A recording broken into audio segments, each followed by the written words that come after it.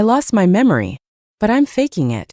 7 years of being with Ethan, only to hear, "You're just fun to be with, not the type to marry."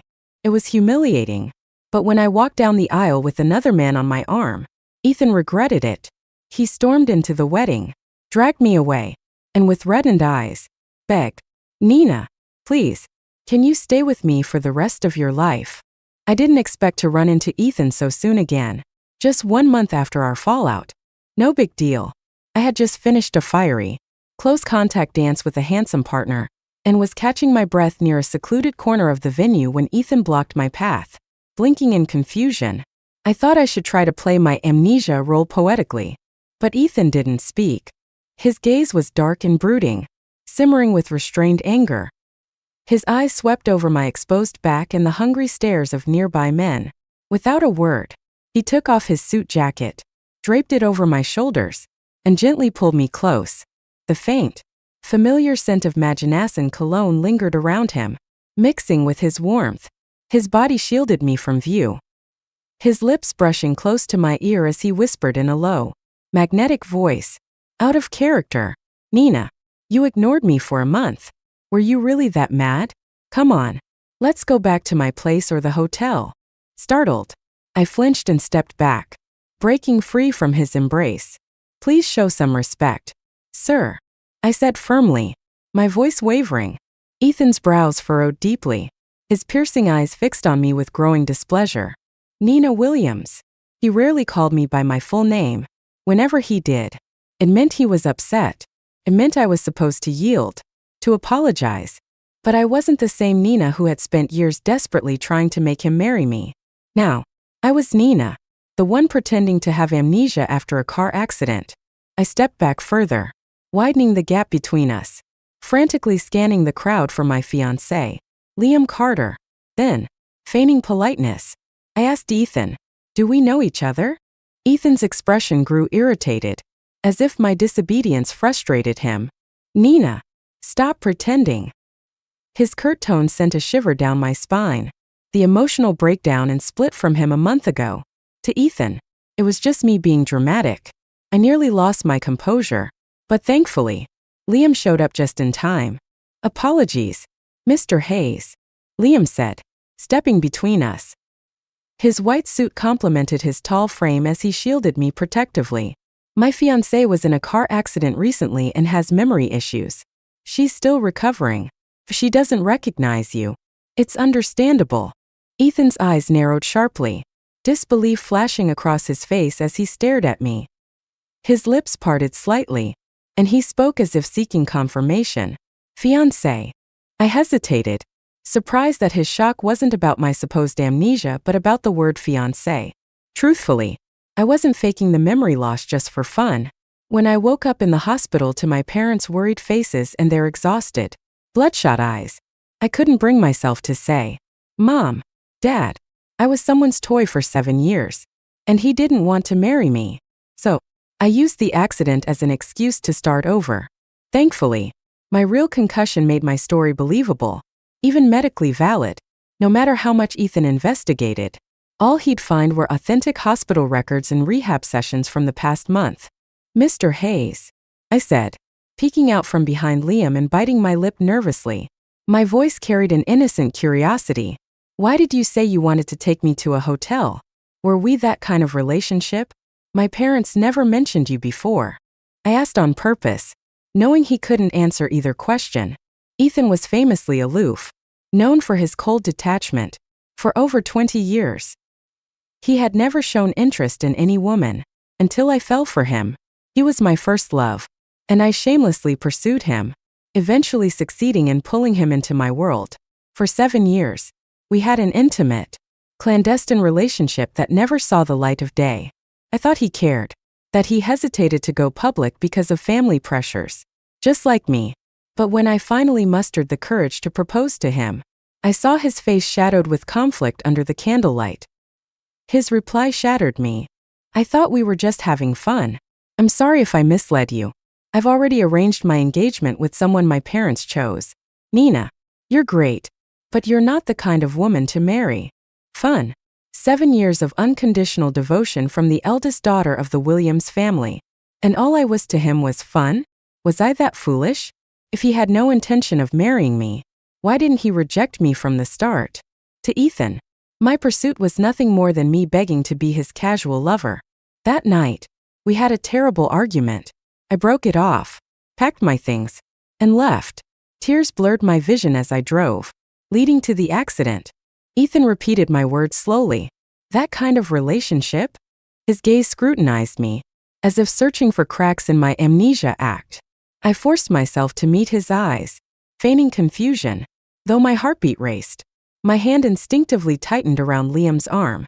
After a long pause, Ethan relented. His tense expression eased into an awkward smile. No, we're friends. I upset you before, and I wanted to invite you to dinner at the hotel or my place to apologize. I pretended to relax, stepping out from behind Liam and playfully clinging to his arm. Oh, I see. You scared me. I thought I had done something improper in the past. Liam, who was the only one who knew I was faking my amnesia, played along perfectly. He affectionately tapped my nose and said, "How could you? My Nina is the best." Ethan's eyes settled on the diamond ring on my hand resting against Liam's arm. His voice turned cold as he asked, "When did you get engaged?" I know Ethan too well. When he asked that last question, he unconsciously tugged at his tie, a small habit of his whenever he felt agitated or annoyed. I figured it was probably just male possessiveness. After all, when I was with him, I was entirely his. And now, only a month after our breakup, I suddenly became someone else's fiancé. Even someone as composed and detached as Ethan couldn't help but feel unsettled. But Liam Carter, as oblivious to danger as ever, smiled warmly and replied, 2 weeks ago. I was so shaken after Nina's accident that I didn't want to waste any time. We arranged everything as soon as she was discharged. We're getting married next month. Feel free, Mr. Hayes. I'd be happy to send you an invitation. Ethan didn't respond. His deep gaze stayed fixed on me, his fist tightening at his side. A telltale calm before the storm. My chest tightened, but I forced myself to put on a look of sudden realization. Mr. Hayes, are you still upset about what happened before? It's okay. I don't even know what you did to make me mad. But since I've lost my memory, everything from the past is water under the bridge. No need to dwell on it. We'd be delighted to have you at our wedding. I even covered my mouth with a playful laugh, adding, surely, Mr. Hayes didn't do anything too outrageous to me. Right. I truly meant it when I said I wanted to let go of the past. Ethan's words, "You're just fun, not the kind to marry," had cut so deep that they left scars etched in my memory. The humiliation and pain still stung whenever I thought about them. I had fantasized about revenge. Why should I be the only one suffering while he walked away unscathed? Why should he get to look down on my feelings as if they were nothing more than a pitiful plea for attention? But in the end, all my pain and resentment boiled down to one undeniable truth. He didn't love me. And you can't hurt someone who doesn't care. Any attempt at revenge would only hurt me more. I also blamed myself. I had been blind and naive, pouring my heart out while he stood on the sidelines. Indifferent. I deserved the heartbreak for being so foolish. So I genuinely wanted to use this opportunity to reconcile with Ethan. To reconcile with the old version of me who loved him hopelessly. From now on, we'd be strangers, each walking our separate paths. I smiled at Ethan, holding onto Liam's arm. Well then, Mr. Hayes, we'll take our leave now. What if I did? Ethan interrupted. I froze. What if you did what? What if I really did something outrageous to you? Ethan's voice was calm, deliberate. It sounded like a man prepared to lay all his cards on the table. I forced a smile. It doesn't matter. I've forgotten everything. Terrified he'd say something even more shocking, I quickly pulled Liam along and left. As we walked, Liam leaned down slightly and whispered with a grin, "I can feel his eyes still on you. Let's head to the rooftop before he corners you again." Once we reached the rooftop, Liam checked to make sure no one was around before locking the door behind us. Excitement sparkled in his eyes as he muttered, "It's obvious he still has feelings for you. Are you sure you don't want to turn this into one of those passionate, heart-wrenching love stories? You could really make him suffer." I rolled my eyes and let the evening breeze cool my head. You need to stop reading so many romance novels. Liam had always been my mischievous childhood friend, someone who lived by the mantra, play hard, never settle. But in families like ours, love often took a back seat to practicality, and marriage was just the biggest business deal of all. Even Liam couldn't escape that reality. When he accidentally found out I wasn't really suffering from amnesia, we struck a deal. We'd get engaged to keep up appearances but continue living our separate lives. Liam gave me a knowing look. 7 years. Are you really not going back to him? I let out a bitter laugh. Unrequited self-sacrifice doesn't count as love. From the very beginning, this relationship was never equal. To Ethan, accepting my confession or even sharing a bed with me was just his way of indulging me. Going back to him would be like begging for humiliation all over again. Forget it. Life gets easier when you learn to let go. I reached up to rub my arms but felt the soft fabric of a suit jacket instead. I had forgotten I was still wearing Ethan's jacket. After a moment's thought, I took it off and tossed it to Liam. Do me a favor and return this to him. I'll meet you at the car. Liam shrugged but didn't argue. He left, jacket in hand, to find Ethan. I lingered on the rooftop for a few more minutes before heading to the parking garage. Turning a corner in the hallway, I unexpectedly ran into Ethan. He was leaning against the wall, staring at his phone, his expression cold and stormy. I nodded politely. Mr. Hayes. I wasn't foolish enough to think he was waiting for me. I just wanted to leave as quickly as possible.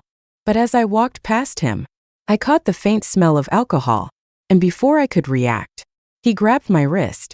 Startled, I turned to look at him. Out of the corner of my eye, I saw his phone screen. Picture of me, looking like a medical record. He had checked up on me. Do you need something, Mr. Hayes? I asked, trying to keep my voice steady. Ethan stared at me intently. I came to get my jacket. Ah, what a coincidence. I just sent it back with Liam. You must have missed him. No, Ethan said flatly. I watched him leave. His logic didn't make sense to me, but his next words caught me off guard. The jacket was just an excuse. I came to confirm something. What is it? I felt a wave of tension wash over me. Could Ethan have found something out? Before I could steady myself, I lost my balance as Ethan pushed me into the nearest private room. In the dim, unlit space, he pressed me against the door. You just said that even if I had done something outrageous before, it wouldn't matter because you've forgotten it. Is that true? His voice was low, tinged with a dangerous calm. Yes, I answered hesitantly. Then what about this? His alcohol-tinged lips suddenly claimed mine, stealing my breath. Ethan pinned me firmly against the door, his long, pale fingers slipping along the line of my dress, finding their way to my bare skin. His warm palm rested on my waist, and the heat seemed to scorch my flesh. I was terrified, unable to comprehend this sudden madness. I struggled desperately, pushing against his shoulders, trying to break free. The kiss that once made my knees weak now felt like a blade scraping against my pride. Didn't he consider that I was, at least in name, engaged? What if someone saw this? How could I hold my head high after this? Ethan must have noticed my resistance and reluctance because he loosened his grip slightly but didn't let me go entirely. Instead, he held me close, his deep voice laced with bitterness. His eyes searched mine as if trying to uncover the truth. We've done so many outrageous things together, and yet, you've forgotten all of it. Only me. Is that really possible? Nina. In that moment, I understood Ethan's erratic behavior. He didn't believe I had amnesia. And, to be fair, it was quite a coincidence. I had faked my memory loss purely out of humiliation. I couldn't face my parents and tell them that my 7-year-long secret relationship was with a man who had no intention of marrying me. So, I conveniently pretended my memory froze before our relationship began. This left me remembering everyone except Ethan. If I wanted to, I could report Ethan for his actions just now. Seizing the opportunity, I shoved him away with all my strength, my face cold and unyielding. Mr. Hayes, I said sharply, my voice tinged with irritation. You just said yourself that we're not in a romantic relationship. So, those outrageous things you mentioned, were they related to a casual arrangement? My tone was cutting, my gaze accusatory. As the eldest daughter of the Williams family, do you think I would stoop so low as to engage in something so degrading? Unless, of course, your charm was just that overwhelming. I deliberately looked him up and down, tilting my head as if assessing him. Not really. I sneered. If anything, I was probably deceived or just used. After all, isn't that what happened? I never knew someone would need to confess and chase after someone just to become their casual partner. Ethan's face darkened, his anger palpable as he glared at me with clenched teeth. Nina. All right, I said, raising a hand in mock surrender. Let's not argue about why. Let's just assume I made a huge mistake before. But as a casual partner, Mr. Hayes, what gives you the right to question me now or force me into anything? The word partner seemed to strike a nerve.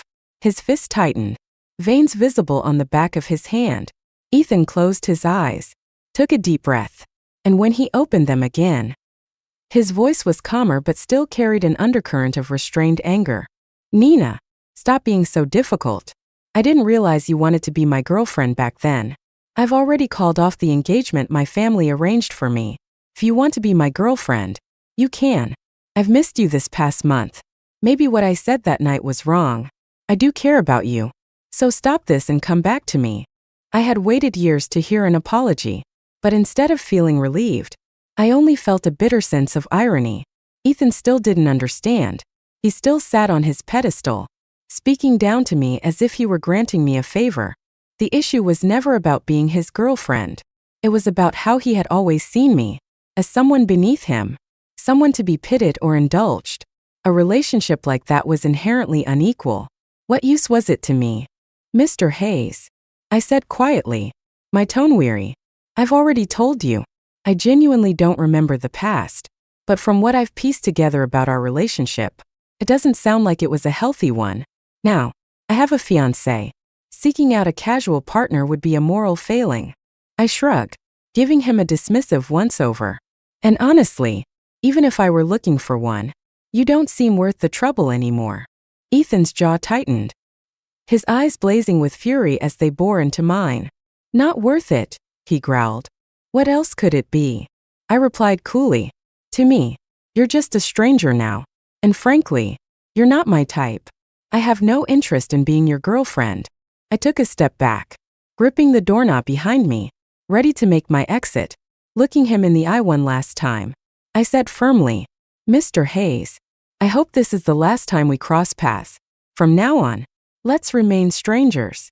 Without waiting for his response, I opened the door and walked out, keeping my steps measured and calm despite my racing heart. Ethan didn't follow me. As soon as I was out of sight, the mask I had been wearing fell. The pain I had suppressed came rushing to the surface. 7 years, and it had all ended in nothing. Of course, it hurt. Behind me, I heard the door click shut. Inside, Ethan stood motionless, his face dark with an approaching storm. His phone buzzed again, and this time, he finally picked it up. What is it? He asked, his voice cold. Still no luck finding your little rabbit, Ethan? Came a teasing voice on the other end. When I got back to the car after calming myself down, Liam was already waiting for me. He gave me a long, scrutinizing look before tilting his head with a smirk. Your lipstick is smudged. Things got intense. Huh. Say one more word, and I'll rip your mouth apart. I snapped, grabbing a tissue to wipe my lips aggressively. I scrubbed so hard it felt like I wanted to erase even the skin that had been touched by Ethan's kiss. Liam's gaze shifted to my hand gripping the tissue, his fingers unconsciously tapping the steering wheel. His expression grew thoughtful, his handsome features soft yet sharp, less cold than Ethan's, with a slightly boyish charm. His flawless skin added to his natural appeal, but it was his eyes that stood out, deep and dark. They seemed like small whirlpools, hiding emotions I couldn't decipher.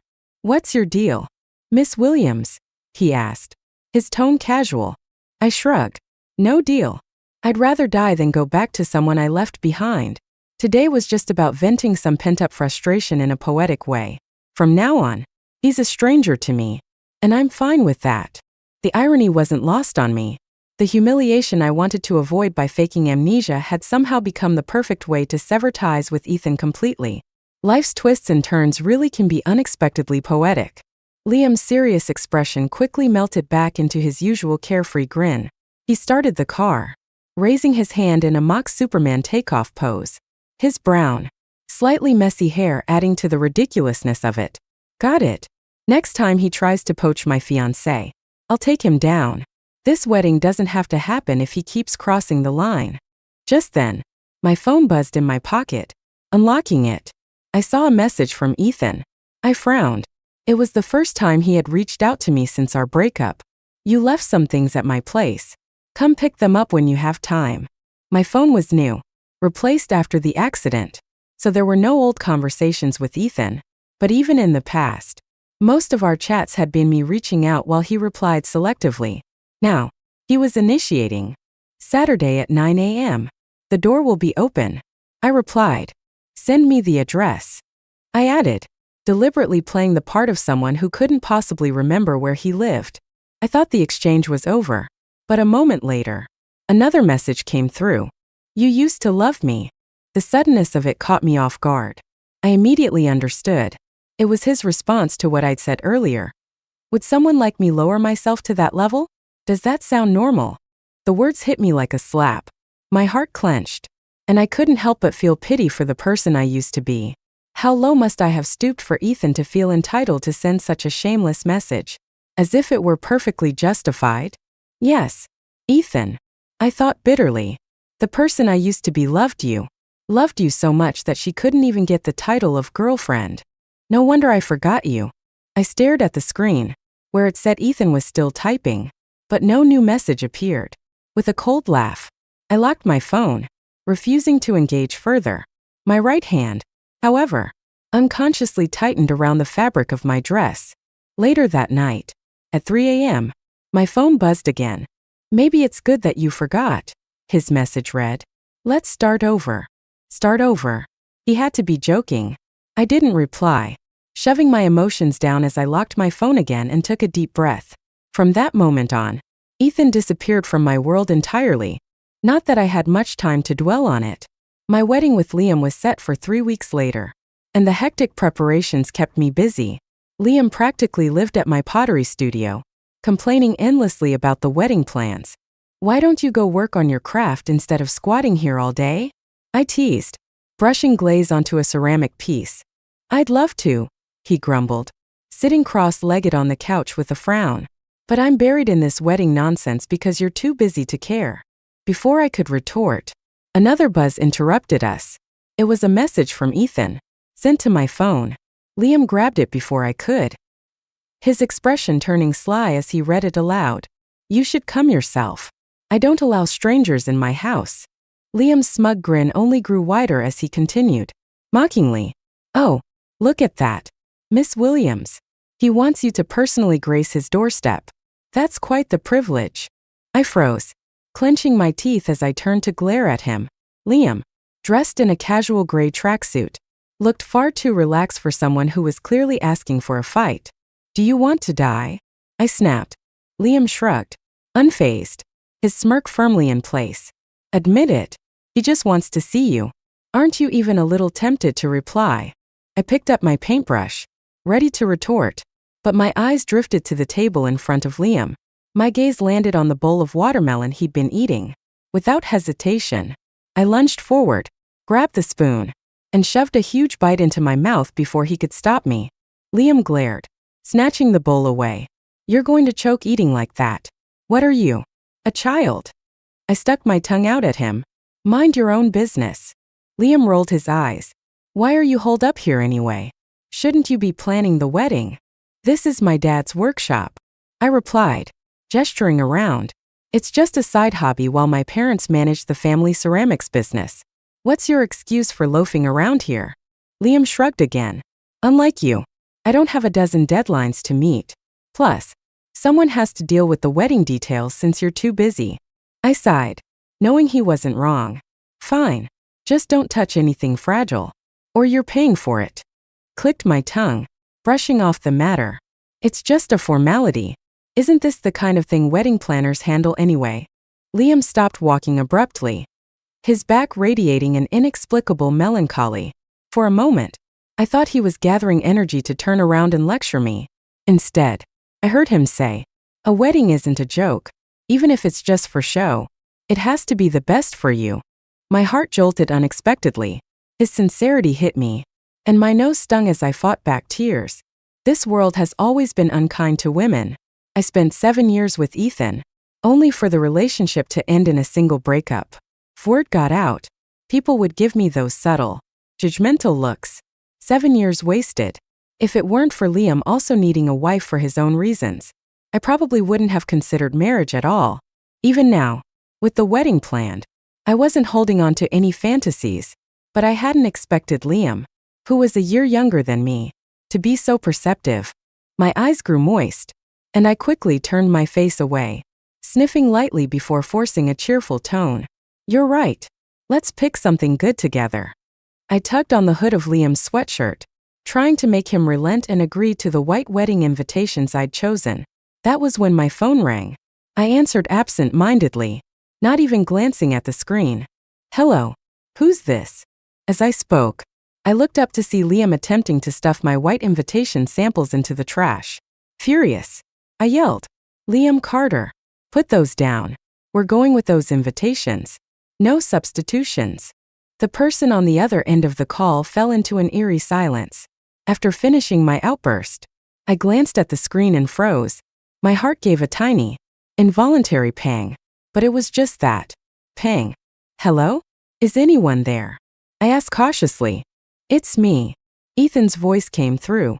I immediately adopted a businesslike tone. "Oh, Mr. Hayes. What can I do for you?" Hearing Ethan's name, Liam, who had been sprawled over the table looking at invitations, bolted upright. He stared at me with his big, expressive eyes, looking like a husky suddenly coming to life. His over-the-top reaction made me suppress a smile. Ethan hesitated briefly on the other end, his usually cold voice carrying a faint trace of grievance. "You didn't respond to my messages." Of course I didn't respond. I never planned to. "I've been busy choosing wedding invitations with Liam," I said lightly, as if it were no big deal. There was a brief silence. Then I heard a faint sigh on the other end. I sent the organizer away. "You'll need to come pick up your things yourself." "Oh, I see," I said, raising an eyebrow. "But since you live in the upscale Riverside villas, surely you have housekeepers.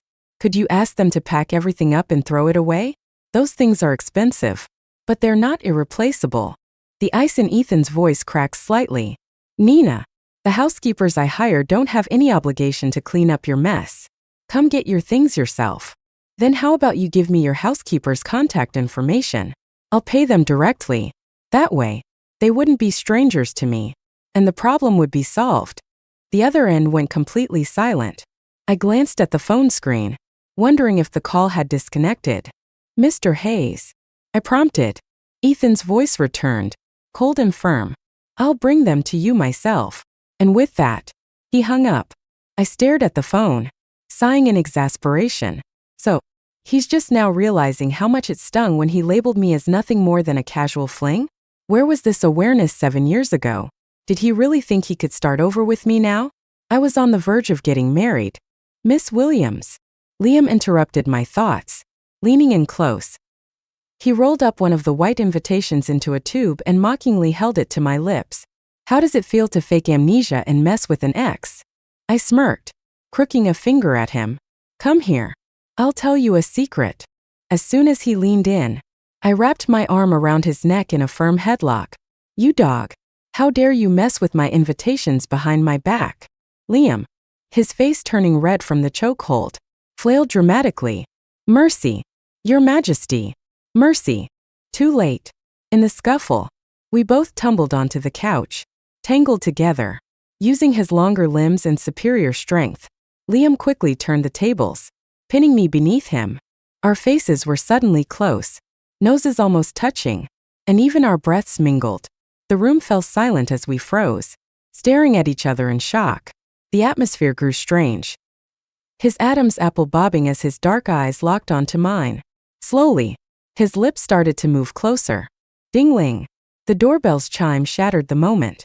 We scrambled apart and turned toward the door, where Ethan stood casually in the doorway. holding a suitcase. His expression was unreadable as he took in the scene before him. "You got here fast, Mr. Hayes," I blurted, my voice tinged with nervousness. Fast? No, he must have been waiting outside the whole time. Guilt pricked at me, worried he might have overheard Liam's earlier teasing. "I was in the area," Ethan said simply, his gaze drifting to my arm, which was still wrapped around Liam. His eyes darkened slightly. "Am I interrupting something?" My face flushed as I quickly tried to pull away, but Liam tightened his hold on me, smirking as he turned to Ethan. "Yes, you are. It was just about to get inappropriate. Care to step out, Mr. Hayes?" Ethan's brow twitched, his sharp gaze cutting toward me. His presence exuded quiet tension, but Liam met his stare head-on, unyielding. The unspoken battle between them felt oppressive, and I couldn't stand it anymore. I stepped between them, pushing Liam back with a pointed look. "Enough, Liam. Put the invitations away. It's messy and embarrassing." Liam's expression lit up like a victorious puppy. He turned to Ethan with a smug grin and quipped, "Got it, my dear fiancé. Or should I just throw them away?" I pressed my lips together, glancing back at Ethan, whose expression was dark and stormy. "Mr. Hayes, thank you for bringing my things," I said calmly. "If there's nothing else, I'm quite busy at the moment, so I won't be able to entertain you." Claiming he was here to drop off my belongings was just a transparent excuse. Anyone with half a brain could tell he came to see me, possibly to talk things through or even try to win me back. But I wasn't going to take the bait. I didn't want to give him the opportunity. I hadn't spent 7 days with Ethan. I'd spent 7 years. 7 years of devotion didn't earn me the title of girlfriend. Even after that explosive argument, the breakup, and leaving my home in tears, he hadn't felt he'd done anything wrong. To him, it was all just me making a scene. Now that I was gone, now that I had amnesia and no longer loved him, he thought 2 short text messages were enough to fix everything? Enough to make me forgive him and accept whatever scraps he was willing to offer? That was even more insulting than being called just for fun during those 7 years. "Oh, right," I said suddenly, turning around. I grabbed the white invitation sample Liam had rolled into a tube earlier, carefully writing down the date, address, and my name on it before handing it to Ethan. Even I was surprised at my own composure, as if thinking about Ethan no longer hurt the way it used to. "This is just a sample. The design isn't final yet, but I hope you won't mind. You're cordially invited to the wedding, Mr. Hayes." I held the invitation out in front of him, but Ethan didn't take it. He just stared at me, his dark eyes full of an almost pitiful sense of abandonment. For a moment, he looked like a stray dog, lost and left behind. In the end, Ethan didn't accept the invitation. He simply gave me a deep, searching look before turning and walking away.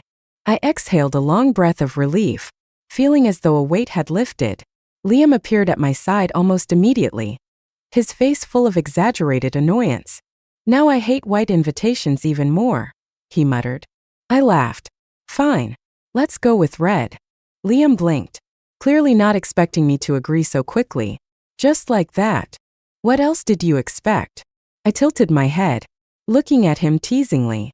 "Weren't you excited to watch Ethan grovel for me earlier?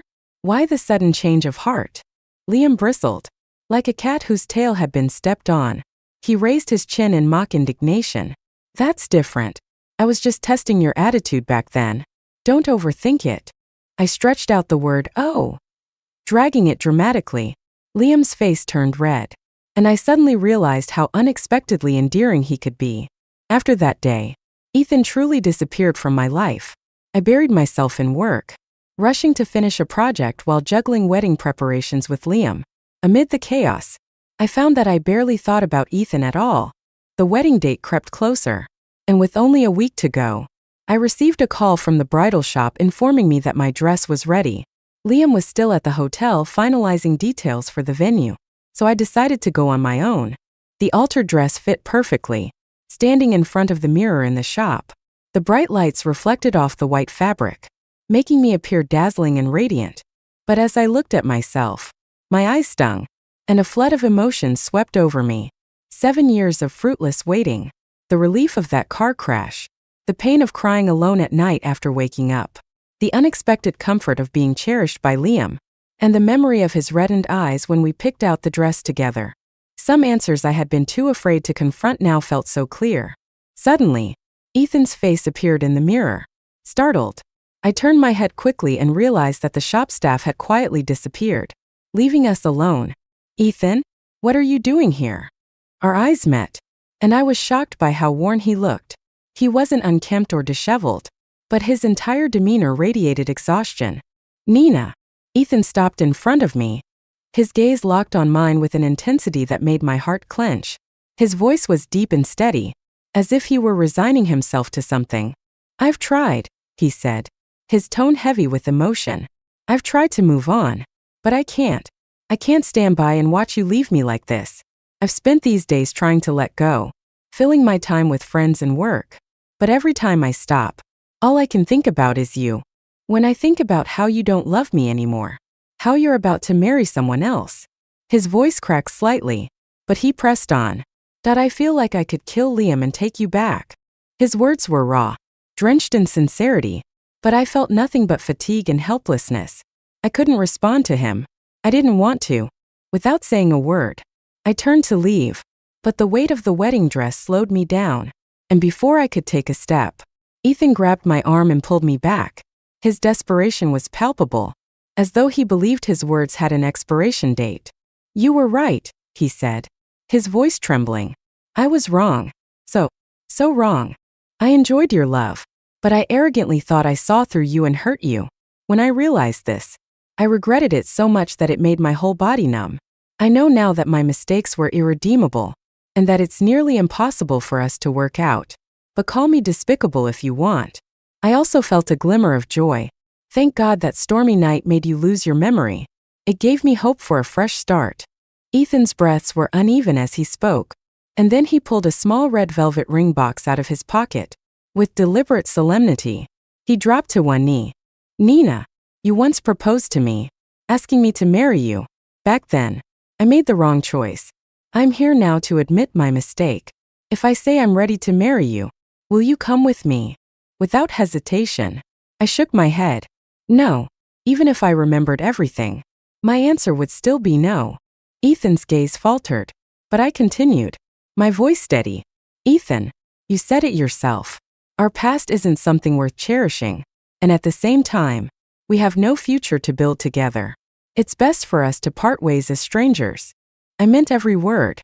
After I spoke, I looked at Ethan sincerely, but I saw something within his determined gaze begin to crack.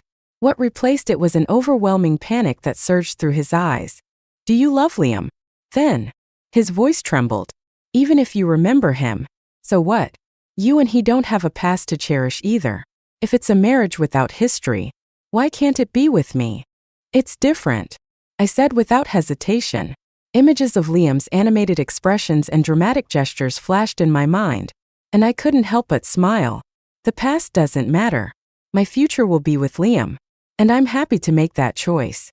Happy to make that choice, Ethan echoed bitterly. He suddenly let out a cold laugh, and a chilling shadow passed through his eyes.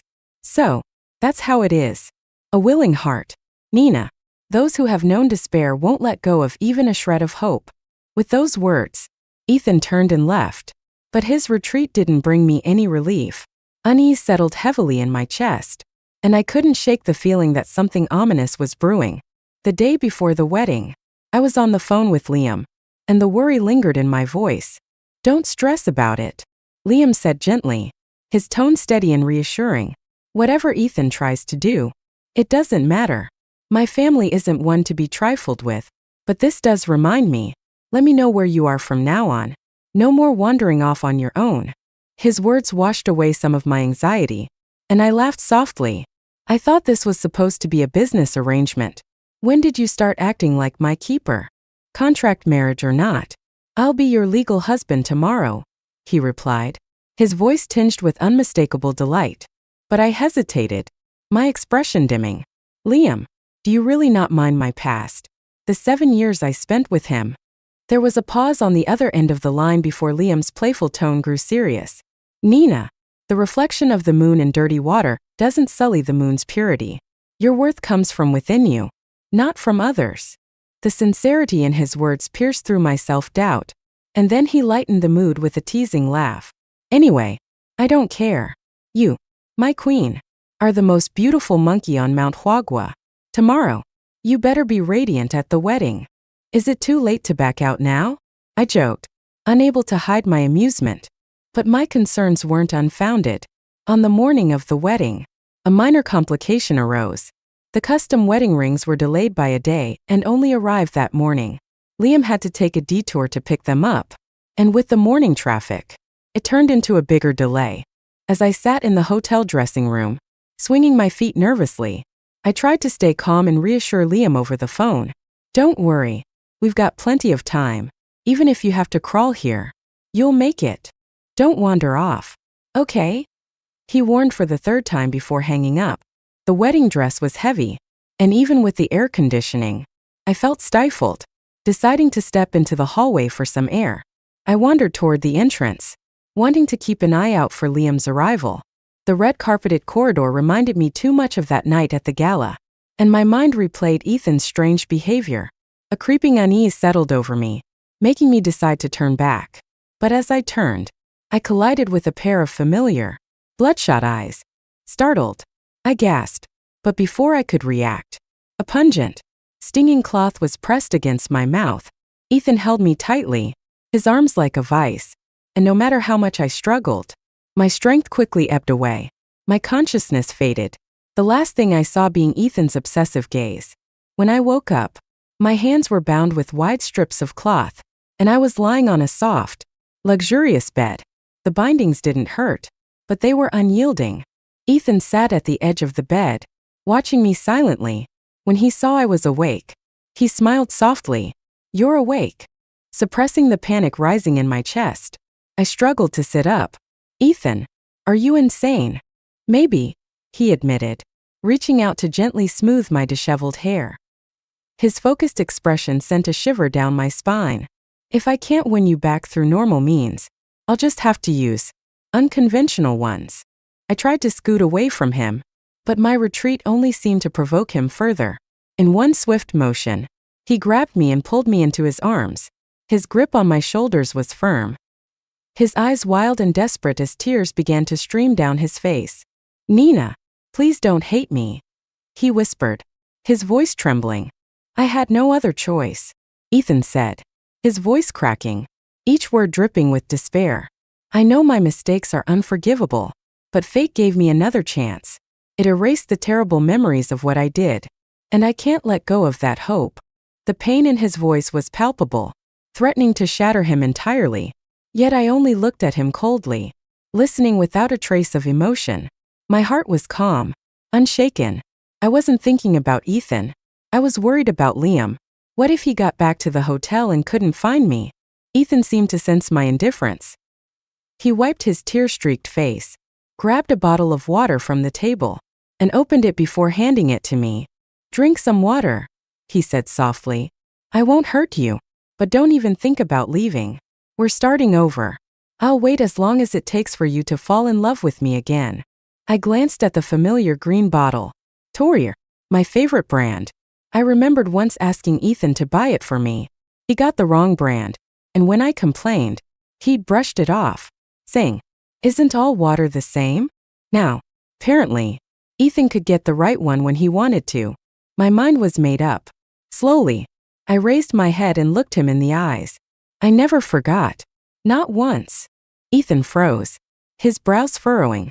What are you saying? I said. I repeated, my voice steady. I never forgot. Not you. Not what you said about me being just for fun. I pretended to lose my memory because 7 years of my love being wasted was too humiliating. I used amnesia as an escape. Ethan, your chance was gone the moment you said those words. You lost it when you treated my feelings as charity. Ethan's face drained of color. He staggered backward, staring at me with wide, bloodshot eyes. The veins on his forehead bulged, twisting his handsome features into something terrifying. I watched as he struggled to breathe, his chest heaving violently, his back hunched as though he was in physical pain. Then, with a bitter smile that was harder to bear than crying. He said, "You've won. Nina, you hate me that much. Huh, but what can I do? I can't bring myself to hurt you." His laughter was filled with despair as he took a step back. Then another. His eyes were filled with grief and hopelessness, like a prisoner surrendering before the executioner. "Nina, what am I supposed to do with you?" he whispered. "I'm begging you. Hate me. Punish me.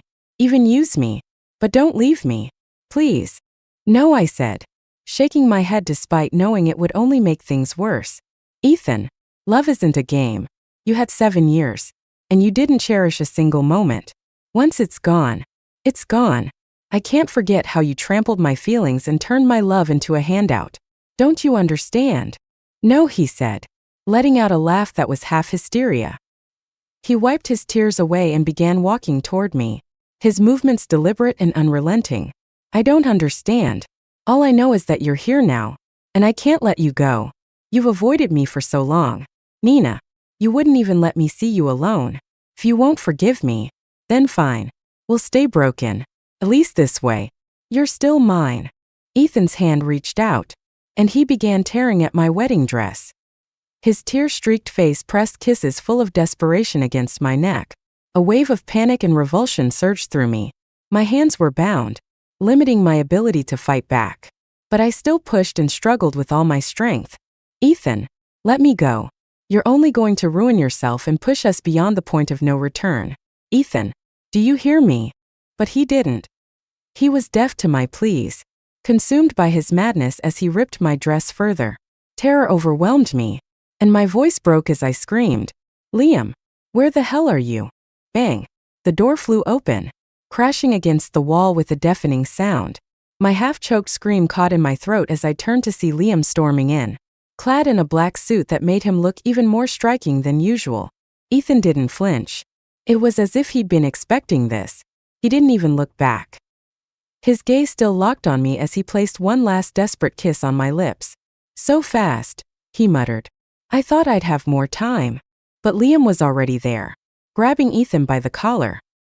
He hauled him to his feet and landed a solid punch on his face. "You dare mess with my fiancé?" Liam roared, his fury like that of a lion ready to kill. His fists tightened, poised to strike again. I'd never seen him like this, and it terrified me. "Liam, stop," I shouted. "You'll kill him." My voice seemed to snap him out of it. Breathing heavily, Liam paused and looked at me. Relief flooded his features as he rushed to my side, pulling me into his arms. I could feel his body trembling violently. "You scared me to death, Nina," he murmured, his voice cracking. "I scared you," I said, exasperated. "I'm the one who was tied up." He ignored me, clutching me tighter. "On the way here, I even thought about where I'd bury myself if I didn't make it in time. Thank God I put a tracker on your phone. Or else things really would have been a disaster," I muttered, poking his side with my bound fingers. "Can you stop wailing now and untie me?" Liam loosened his hold and glanced at Ethan, who was lying on the floor, his gaze hollow. His tone was cold as ice. "Don't worry. I'll deal with him. I could have gone straight to the police, right?" "Well, I already called them," Liam said, his voice calm but laced with an edge. "They'll be here soon. Let's get you downstairs first." "Carry me, then," I said, sniffing as I looked up at him. "My legs are numb." Liam's composure shattered instantly, cursing under his breath. He scooped me up into his arms. Fine. Just keep enslaving me. Why don't you? Clearly, I owe you." As he carried me, the tingling in my legs from being bound started to subside, nestled against his chest. I couldn't help but laugh. "Liam, you're so good to me. Are you sure you don't secretly like me?" Yes. I like you so much it's killing me," he shot back sarcastically. "I just love serving you. You're still not married to me yet. You've got time to change your mind. You know. Wouldn't that just make things messy, eh?" "I'd rather not." His arms were strong and steady, and I could hear the rhythmic thudding of his heartbeat against his chest. My long-suppressed emotions surged, and before I could stop myself, I blurted out the question that had been weighing on my mind. "Be honest. Did you really just want someone? Anyone? To partner with for this marriage? Or did you use it as an excuse because you wanted to marry me? Liam stopped in his tracks, glaring down at me with mock anger. What do you think? I waited 7 years for you to break up with him. You owe me 70 years to make up for it. I couldn't help but smile, warmth spreading through my chest. Turning my head, I glanced back one last time at Ethan, who was now sitting against the wall, resigned and unresisting. He looked at me too, giving me a faint, bittersweet smile. Goodbye, Ethan, I said softly. Goodbye, Nina, he replied, his voice heavy with finality.